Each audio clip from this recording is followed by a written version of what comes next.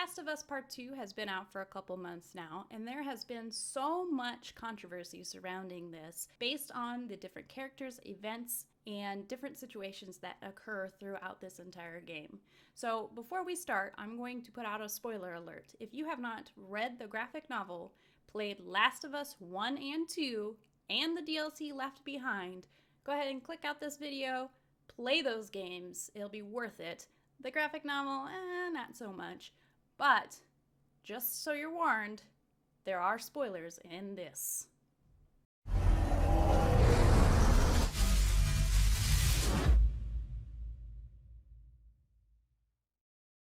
So this is not a review for the game, but I do want to tell you my thoughts about The Last of Us Part 2. I actually played this game 2 times, and I'm currently going through a 3rd time within this game. The first time playing it, I absolutely loved the Ellie sections of the game, and then when it came up to Abby, I could not stand it. I thought Abby and the whole cast of characters, excluding Lev and Yara, were boring, dull, and it was just a waste of time in my opinion.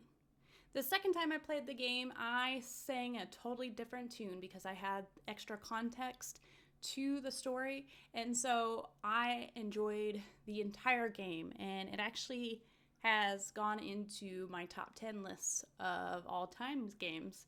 That's how awesome this game is. After playing the game the first time, I watched so many analysis videos and I watched so many interviews from Neil Druckmann himself explaining different aspects about the game. I feel like Ellie was justified in her anger and the amount of anger that she showed throughout this entire game, and I'm here to tell you why I thought that. I'm going to go a little bit in chronological order here just because it's easier to tell you my thoughts on Ellie and her thoughts within the whole Last of Us universe. So the first thing in the Last of Us universe is actually the graphic novel American Dreams. I'm not going to talk very big about it because there wasn't really much that happened. We meet Riley for the first time, we meet Marlene for the first time, and that's about it. But we learn that Ellie is going to that military academy that she talks a little bit about in Left Behind in part 1. But we hear in the book that she got moved to this place just because she was fighting, she was angry, she just continuously destroyed things and got into people's ways. She showed this anger even before Last of Us Part 1 or Left Behind ever happened, which is a huge thing to note when it comes to talking about Ellie and what her character is. When you first meet Ellie, she reacts kind of the same way.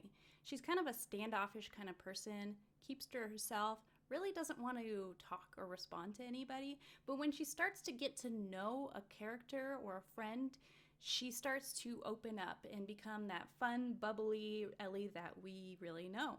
I think Neil Druckmann did a very good job at writing a 14-year-old girl. It's like he was a 14-year-old girl at one point in time. It's incredible how well written Ellie as a character actually is. But here's the deal. I feel like Ellie is a chameleon. Ellie kind of takes the person that she's around and she creates a new type of Ellie. So when we meet Riley for the first time in Left Behind, Riley is actually a fun, loving person. She loves to look at the fun parts. She's just so enthusiastic about things. Yeah, of course, she was hiding the fact that she has to leave Ellie, but she wants to keep this bad news away from Ellie, make Ellie so happy and excited that Ellie kind of forgets that, Riley left her for 45 days or however many days it was. And so Ellie looks at that and she adapts to it and she actually becomes a part of Riley. The Ellie we see in The Last of Us 1, I would argue, is a little mixture of Riley. Riley is a very fun, energetic person. Ellie in the first game, once Joel gets to know her, is the same exact way. This chameleon thing is going to help us when it talks about later parts in the game because we need to know what Ellie is thinking. And if we know that Ellie is a chameleon, she adapts to the people around her, then we're going to get more of an understanding about Ellie and what she's all about. Now there's a second point that I'm going to make with Ellie and that amount of anger that she shows in Last of Us Part 2, and that is surrounding trauma. Everybody in this world has trauma. There has been some crazy, horrible things that have happened to these people. And in Ellie's case, she has lost so many people. She's gotten bitten. She has really no purpose in Last of Us Part 2. She did have her purpose in Last of Us Part 1. But this trauma is something that just encapsulates Ellie to the point that Ellie doesn't know what to do with it. Now, in order to know about trauma, you need to know kind of what trauma is. So people with trauma show it in a bunch of different ways. Some people show it with sadness, some people share it with fear, and some people, Ellie, show it with anger. People with trauma tend to get depressed, and they have difficulties knowing emotions and how to cope with their emotions. People who suffer from high stress trauma incidences typically have emotional outbursts that come out of nowhere. This is something that we see all the time with Ellie, and I'm going to talk about that a little in a second. But what I do want to talk about is that trauma has a long-term effect, including having unpredictable emotions. They can have strained relationships, they can have flashbacks, and they can have difficulties moving on with their lives. Does this sound kind of familiar with Last of Us Part 2? So let's rewind real fast back to Last of Us Part 1. By the end of the game, Ellie has lost Riley, her best friend, Tess, who was one of her new friends that was helping her find the Fireflies, a boy named Sam that she got really close to, and her adoptive parent, Marlene, all before that second game. So she is holding all these emotions in. We don't see it. And one of the main reasons that we don't see it is her relationship with Joel. Joel is a closed-off person. He doesn't want to talk about any emotions. Even after Tess died, Joel basically said, we're never talking about her ever again. Remember, Ellie being a chameleon, she has to adapt to these situations, and so she keeps those emotions inside of her. There have been a few times within the game, especially after Sam's death, where she wants to talk about it, and Joel just shuts her down. It's pretty goddamn stupid. Well, I guess we're both disappointed with each other then. What do you want from me? Admit that you wanted to get rid of me the whole time. Tommy knows this area Oh, better fuck than... that. Well, I'm sorry. I trust him better than I trust myself. Stop with the bullshit. What are you so afraid of? That I'm gonna end up like Sam? I can't get infected. I can take care of myself. How many close calls have we had? Well, we seem to be doing all right so far. And now you'll be doing even better with Tommy. I'm not her, you know. What? Maria told me about Sarah. Ellie? And You are treading on some mighty thin ice here. I'm sorry about your daughter, Joel. But I have lost people too. You have no idea what loss is. Everyone I have cared for has either died or left me. Everyone fucking except for you. So don't tell me that I would be safer with someone else, because the truth is I would just be more scared.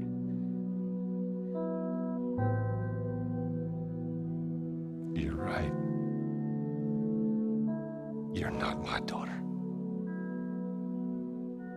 And I sure as hell ain't your dad.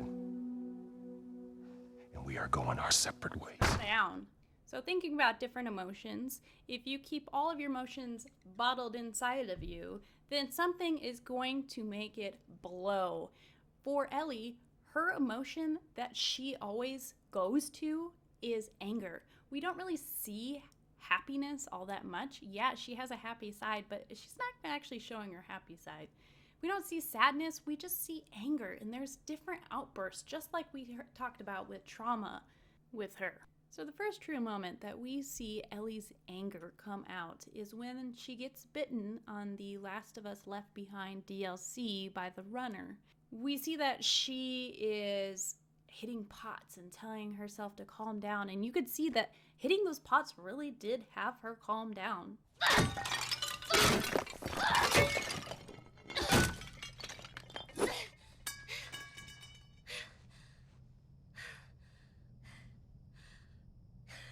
some more stuff over there you can break. We see this anger again when we actually first meet Ellie in The Last of Us Part 1, when Joel is bringing Marlene in, and Ellie thinks that Joel is hurting Marlene, and so she does a fight or flight, definitely fight, trying to help Marlene during those times. We then see this anger again when she meets Bill, and honestly, we see a lot of the anger with Bill because, again, chameleon. When we first see Bill, Bill handcuffs her to a pole. She tries to take the pole off. She tries to beat Bill with the pole, but Joel is there to stop her from her anger. Ellie is adapting to Bill's personality. Bill is very sarcastic, very rude man, and so Ellie kind of turns into a sarcastic, rude little girl during that time. Now, she is definitely a sarcastic, rude little girl before that point, but she definitely shows it afterward. She takes those little aspects about Bill and puts it into her personality. But we can see the anger that she has for Bill in several parts when Bill tells Joel that she shouldn't have been there or that she doesn't know what she's doing, that sort of thing. But when we see the true amount of anger for Ellie in The Last of Us Part 1 is during the Ellie section in Winter when she meets David. David is one of the things that really shows and encapsulates Ellie's true anger.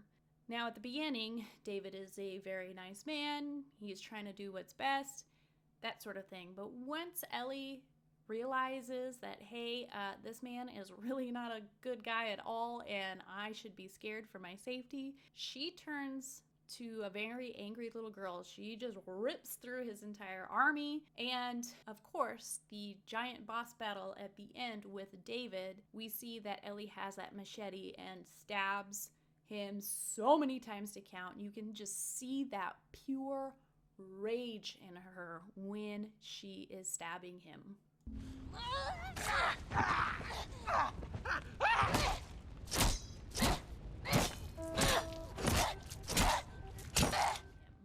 Now, there are some commonalities between all of these different aspects of her anger, and that is that Ellie always has some sort of calming person around her. The event where she got bit, she had Riley there, and Riley really was a very calm person, very logical, and really helped Ellie to calm down. The other events with Bill and David, Joel was right there to calm her down. Ellie is really a type of person who needs somebody else there to make her calm down and feel okay about herself. I fully believe that if Ellie didn't have Joel, Riley, or anybody else around her, Ellie would lose control with her anger. And that brings us up to Last of Us Part 2. So when we first see Ellie in Last of Us Part 2, she's got a pretty good life. She's in Jackson, she's got food, she's got a roof over her head, she's got really good friends and family, and you can really tell that Ellie is becoming a different person. She's starting to settle, and she's starting to grow up. It's 4 years later. Many of the complaints about Last of Us Part 2 is that Ellie has lost that chipper side of herself. But in all honesty, she has grown up a lot. And even after killing David, when we see the famous giraffe scene, Ellie herself says that things are different, that she has changed, that things have changed. And so that reflects the Ellie that we see in Last of Us Part 2. She really has changed. She's grown up. After all we've been through. Everything that I've done. It can't be for nothing.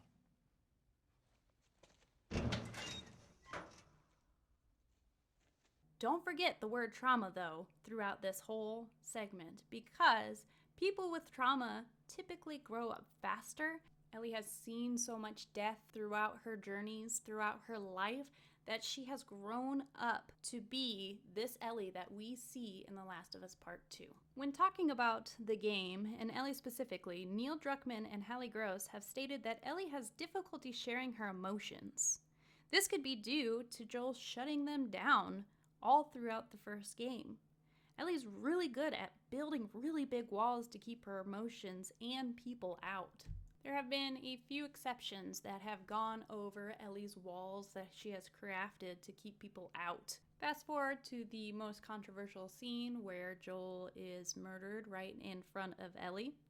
Ellie loses her father figure, and she gets to see that he is brutally tortured in front of her. We then see that one and only emotion that Ellie can't seem to keep in, and that's her anger. You're gonna fucking die!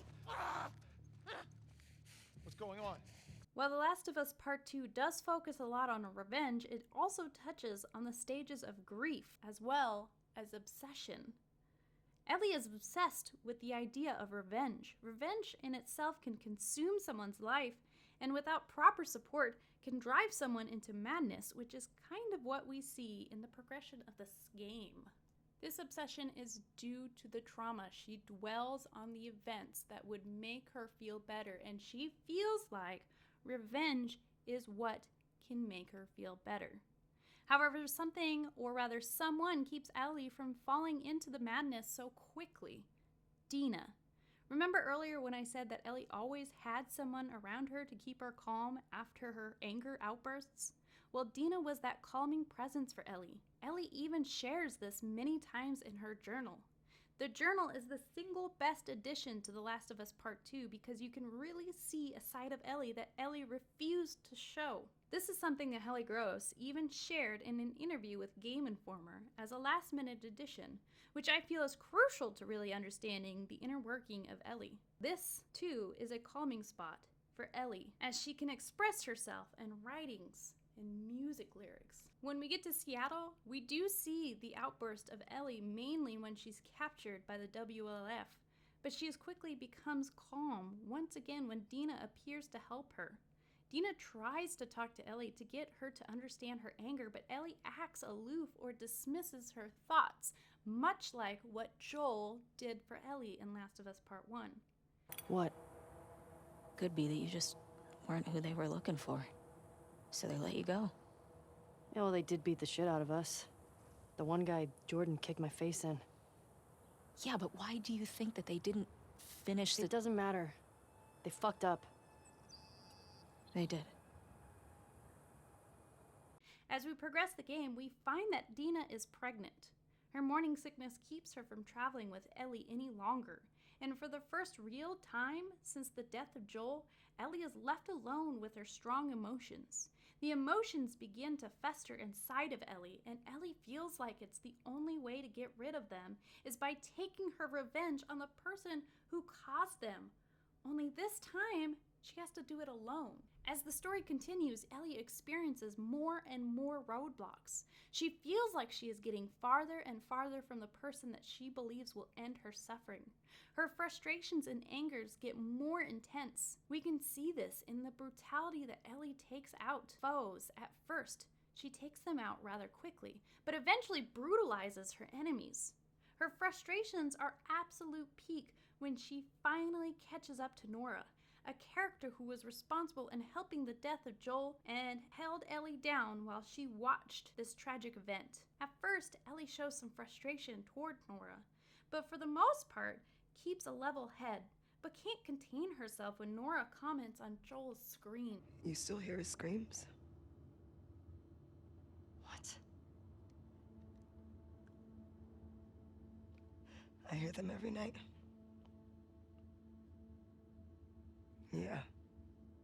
Yeah, that little bitch got what he deserved. You fucking... Help! Trespasser! Somebody, please! Over here! Nora! You can't escape this!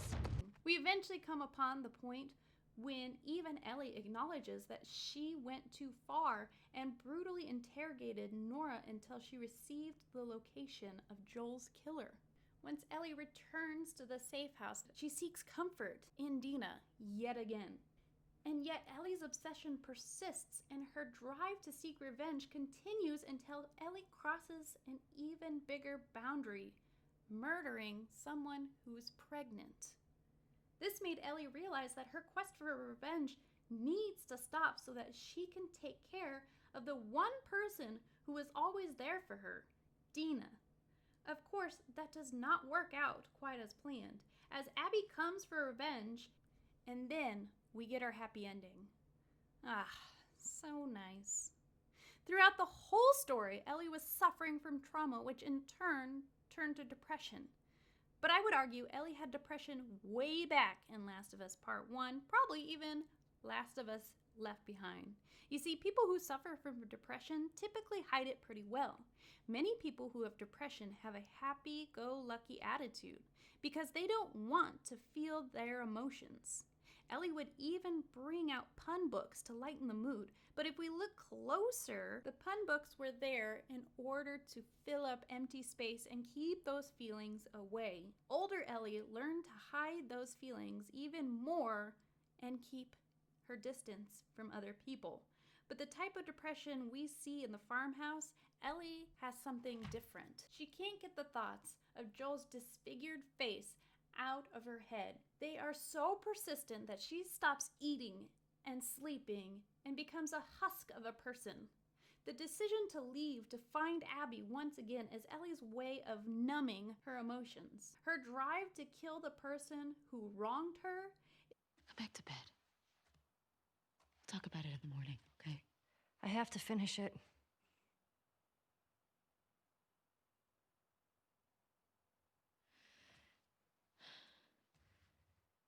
You don't owe Tommy anything. I don't sleep. I don't eat. I'm not like you, Dina. What? You think this is easy? For you and for him, I deal with it. I love you. Prove it. Stay.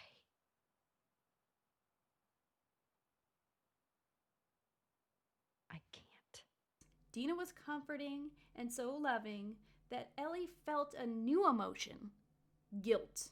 And with her guilt going to new heights, she had to numb it the only way that Ellie knew how. Within The Last of Us Part 1, we see how Joel deals with his emotions, and the way he really deals with his emotions is by shutting them down, killing people, or taking actions against other people. Going back to it, Ellie is a chameleon. The one person who was always there that she could learn from is Joel. So since Joel was emotionless and loved his revenge, that was the only thing that she really knew. The ending of Last of Us Part 2 is an ending of contention. Why did Ellie let Abby go? Druckmann and Gross both shared that Ellie wants to keep her humanity, but I would argue that Ellie's revenge was fulfilled. She knew she won, and that was all she needed. Her anger and guilt transformed, and she finally felt the emotion she wanted to feel, sadness and regret. Finally, feeling these emotions was the point of her healing and recovering to her trauma.